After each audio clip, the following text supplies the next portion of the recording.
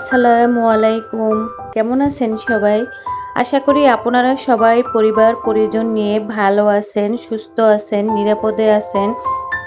আমিও আলহামদুলিল্লাহ আল্লাহর অশেষ মেহেরবানিতে আমার পরিবারের সবাইকে নিয়ে ভালো আছি। নতুন দিনে নতুন আরেকটি ভিডিও নিয়ে চলে আসলাম আপনাদের মাঝে। আশা করি আজকের ভিডিওটি আপনাদের কাছে ভালো লাগবে। বেশ কয়েকদিন হয়েছে শরীরটা তেমন একটা ভালো না, ঠান্ডা, জ্বর, সর্দি। এর জন্য সকালবেলা একটু ঘুম থেকে দেরি করে উঠেছি। তারপরে ঘুম থেকে উঠে চলে আসলাম আমার ছাদ বাগানে।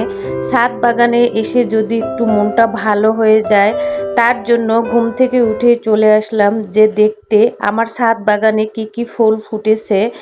তারপরে কিছু কিছু অংশ আপনাদের সাথে শেয়ার করতেছি। কেননা ছাদ বাগানে আমার অনেক প্রকারের ফুল গাছ লাগানো আছে, গাছ লাগানো আছে। সব কিছু আর আপনাদের সাথে শেয়ার করতে পারবো না, এর জন্য কিছু কিছু অংশ আপনাদের সাথে শেয়ার করতেছি। আর এসেই দেখি যে আমার ফুলের টবের ভিতরে কিছু আগাছা হয়েছে, সেগুলো একটু পরিষ্কার করে দিচ্ছি। কেননা ইদানিং দেখা যায় প্রচুর বৃষ্টি হয়, দেখা যায় সারা দিনে বৃষ্টি হচ্ছে, এর জন্য আগাছাগুলো জন্মিয়েছে। এখন একটু পরিষ্কার করে দিলাম। আর দেখতেও খারাপ দেখাচ্ছিল আগাছাগুলো যে ভিতরে ছিল। পরিষ্কার করে দিলে দেখা যায় ফুলগুলো যখন ফুটবে তখন দেখতেও ভালো লাগবে। আপনারা যারা এই মুহূর্তে আমার ভিডিওতে জয়েন আছেন, যারা একটি লাইক দিতে ভুলে গিয়েছেন, প্লিজ একটি লাইক দিয়ে আমার ভিডিওটি কন্টিনিউ করবেন। আপনার একটি লাইক দেখা যায় আপনি দেখার সাথে সাথে আমার ভিডিওটি আরও অনেকজনের কাছে পৌঁছে দেবে, অনেকজনকে দেখার সুযোগ করে দিবে। আর যদি আমার ভিডিওটির কোথাও কোনো কথা বা কাজ আপনাদের কাছে ভালো লেগে থাকে, তাহলে চাইলেই আমার চ্যানেলটিকে একটি সাবস্ক্রাইব করে নিতে পারেন। আর অবশ্যই পাশে থাকা বেল অপশনে প্রেস করে রাখবেন। আমি যখনই কোনো ভিডিও আপলোড করব আপনাদের কাছে নোটিফিকেশন আকারে পৌঁছে যাবে। আপনি সময় সুযোগ করে আমার ভিডিওটি দেখে নিতে পারবেন। আর যারা অলরেডি এই কাজটি করে নিয়েছেন তাদেরকে জানাই আমার তরফ থেকে অনেক অনেক শ্রদ্ধা, সম্মান, ভালোবাসা। তারপরে এই যে আপনাদের দেখাচ্ছি, দেখেন ওদিকে সূর্য উঠেছে, সূর্যের আলো চারিদিকে সরে পড়েছে, আবার কিন্তু মেঘ করেছে। এখন দেখা যায় অনেক দিন পর্যন্ত এরকম অবস্থা, ওদিকে সূর্য উঁকি মারে, তারপর আবার চারিদিক অন্ধকার হয়ে আসে, কিছুক্ষণের মধ্যে আবার বৃষ্টি শুরু হয়ে যায়। তারপরে চলে আসলাম যে নাস্তা বানাবো, কিন্তু দেখি যে আমার পাশের বাড়ির ভাবি আমাকে চিতই পিঠা দিয়ে গিয়েছে এবং আলু দিয়ে গরুর মাংস রান্না করেছে, সেগুলো দিয়ে গিয়েছে। ভাবলাম আর কি নাস্তা বানাবো, আমরা দুজন মানুষ, ভাবি যা দিয়ে গিয়েছে সেগুলো দিয়ে নাস্তা করে নিব।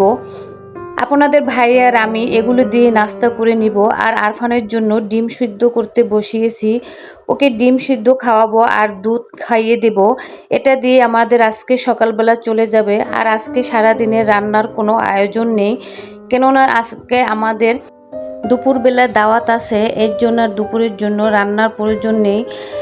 তারপরে এই যে দেখেন এখন আপনাদের ভাইয়াকে নাস্তার জন্য রেডি করে দিচ্ছি। আপনাদের ভাইয়ে খেয়ে একটু বাহিরে যাবে, এর জন্য তাকে নাস্তার বেড়ে দিয়ে তারপর আমি চলে যাব অন্য অন্য কাজ করার জন্য। আজকে ভাবতেছি যে আজকে যখন রান্নাবাড়ি নেই তাহলে অন্য অন্য কাজ করব, বাসাটা একটু ক্লিন করব। এর জন্য আপনাদের ভাইয়াকে নাস্তা দিয়ে চলে আসলাম। এই যে আমার ডাইনিং টেবিলের রুমে এখানে আমি আর্টিফিশিয়াল গাছ লাগিয়েছি। এই দেখেন মাশাল্লাহ মাশাল্লাহ, আমার এই আর্টিফিশিয়াল গাছটা কত সুন্দর হয়েছে। এই গাছটা কিন্তু আমি পানিতে রেখেছি, পানিতেই এই গাছগুলো খুব ভালো হয়। মাটিতেও হয়, আমার কাছে দেখা যায় পানিতে লাগালে খুব ভালো হয়। এটার এখন একটু পরিষ্কার করে নিয়ে এটার পানিটা একটু চেঞ্জ করে দিব। এই ভিডিওগুলো শুক্রবার দিনের। আজকে আমার বড় ছেলের কাছে যাব, রাফসানের কাছে, ওর কাছে গিয়ে আমার বড় বাবাটাকে একটু দেখে আসব।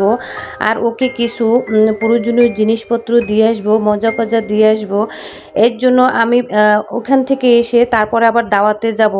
এর জন্য সকালে টুকটাক কাজগুলো সেরে এবং কিছু কিছু ক্লিনের কাজ সেরে ওইখানে চলে যাব। আজকে আমি আপনাদের সাথে কিছু বিষয়ে আলোচনা করব।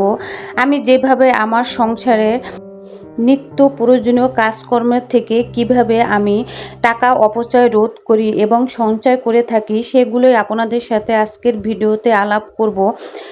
এই যে আমরা গৃহিণীরা যারাই আছি তারা কিন্তু সবাই কম বেশি চায় যে সংসারটাকে একটু কম খরচের মধ্যে রেখে সংসারটাকে সুন্দরভাবে চালাতে চাই, কিন্তু সবাই কিন্তু একরকম না, অনেকের এক এক রকমের এক একভাবে সংসার চালিয়ে থাকে এবং তার সঞ্চয়ের এবং সেভের এক এক রকম নিয়ম ফলো করে থাকে। আমি যেই নিয়মগুলো ফলো করি সেগুলোই আজকে আপনাদের সাথে শেয়ার করব। এই যে এখানে একটি ব্যাংক টোফা দেখতেছেন, এই ব্যাংক টোফাটা কিন্তু আমার বড় ছেলের, আরও একটি আছে সেটা হচ্ছে আমার ছোট ছেলের, আরেকটি আছে আমার। এই 3 ব্যাংক টোফাই কিন্তু আমি প্রতিদিনে যা পারি কম বেশি টাকা সঞ্চয় করে রেখে থাকি। অনেক সময় দেখা যায় এক একটা ব্যাংক টোফায় 10 টাকা, 20 টাকা, 50 টাকা, 100 টাকা, যেইভাবে পারি সুবিধা অনুযায়ী সেইভাবে কিন্তু আমি আমার এই ব্যাংক টোফায় রেখে থাকি। দেখা যায় 4 মাস 5 মাস পর বা 3 মাস পরও অনেক সময় এটা ভর্তি হয়ে যায়। অনেক দিন পর দেখা যায় ভালো একটি অ্যামাউন্টের টাকা আসে। এই টাকা কিন্তু আমি জমিয়ে রাখতে পারি বা যে কোনো সংসারে কাজে লাগাতে পারি। আবার বিপদের সময় দেখা যায় এই ব্যাংক টোফার টাকাগুলো কিন্তু আমার কাজে আসে।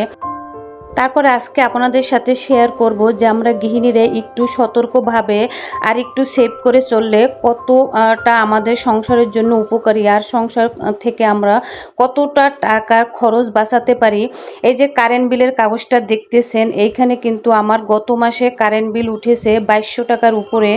এইবার আমি এই মাসটা একটু সেভ করে চলেছি, সতর্ক হয়ে চলেছি, ইলেকট্রিশিয়ানের জিনিসগুলো ব্যবহারে একটু সতর্কতা অবলম্বন করেছি। দেখেন আমার এইবার কারেন্টে বিল হয়েছে 1719 টাকা। দেখেন কোথায় ছিল 2200 টাকা উপরে, এইবার আমার কত টাকা কম উঠেছে। এর জন্য আমরা যে সংসারে লাইট, বাতি, ফ্যান বা ইলেকট্রিশিয়ান যে যাবতীয় জিনিস ব্যবহার করি, এইগুলো যদি আমরা সতর্কভাবে চালাই বা একটু প্রয়োজনীয় সময় চালিয়ে আবার অপ্রয়োজনীয় সময় অফ করে রাখি, তাহলে দেখা যায় আমরা সংসারটাকে একটু খরচের হাত থেকে বাঁচাতে পারি।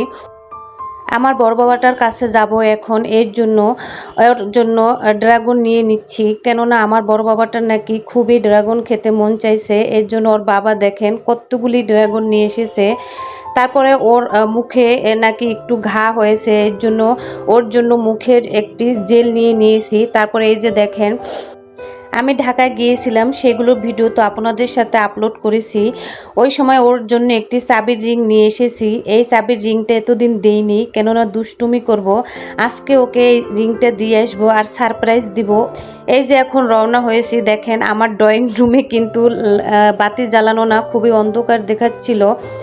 তারপরে এই যে আমি গাড়িতে যাচ্ছি, এইখানেও কিন্তু আমি 20 টাকা দিয়ে যাচ্ছি, আর এখানে যদি আমি শুধু একটা রিক্সা ভাড়া দিয়ে যেতাম ওইখানে কিন্তু আমার 60 টাকা ভাড়া চলে যেত। এইভাবেই আমরা সংসারের ছোটোখাটো বিষয় থেকে সংসারের বাড়তি খরচটা এড়াতে পারি এবং এইভাবেই কিন্তু আমরা সংসার জীবনে অনেক টাকা সঞ্চয় করতে পারি। আজকে এই পর্যন্তই। আপনারা সবাই ভালো থাকবেন, সুস্থ থাকবেন। আল্লাহ হাফেজ।